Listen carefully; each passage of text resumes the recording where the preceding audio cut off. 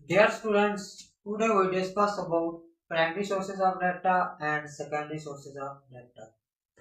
यानी कि रिसर्च में जो हम प्राइमरी सोर्सेज के थ्रू डाटा कलेक्ट करते हैं वो प्राइमरी डाटा क्या होता है।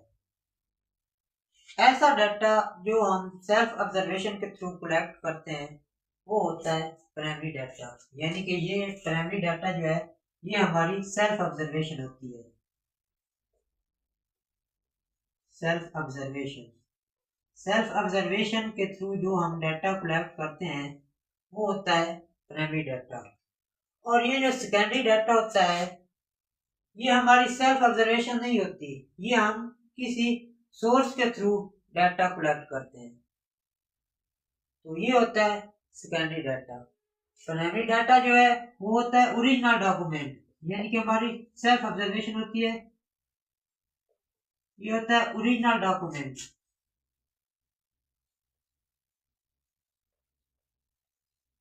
और ये जो सेकेंडरी डाटा होता है ये फोटोकॉपी होती है, ये ओरिजिनल नहीं होता, क्योंकि ये हम किसी सोर्स के थ्रू कलेक्ट करते हैं, ये फोटोकॉपी होता है। फॉर एग्जांपल, अगर कोई जज किसी कोर्ट में अपने हाथ से फैसला लिखता है तो वो जो जज फैसला लिखता है वो प्राइमरी सोर्स होगा।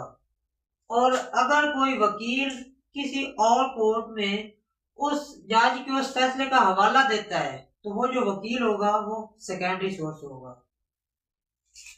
एक बहुत इम्पोर्टेंट बात रिसर्च के लिए, यानी कि रिसर्च के लिए जो डाटा हम इस्तेमाल करते हैं वो हमेशा प्राइमरी सोर्सेज से हो, सेकेंडरी सोर्सेज वाला डाटा जो है वो रिसर्च में यूज नहीं करना चाहिए।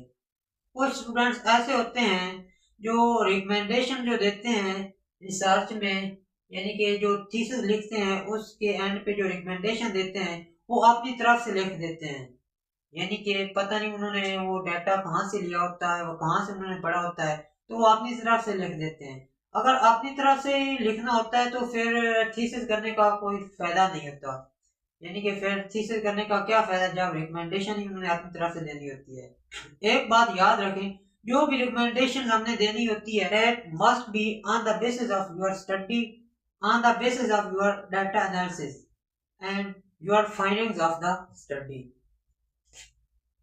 ये था आज का लेक्चर। उम्मीद करता हूँ कि आपको प्राइमरी डाटा और सेकेंडरी डाटा की समझ आ गई हो।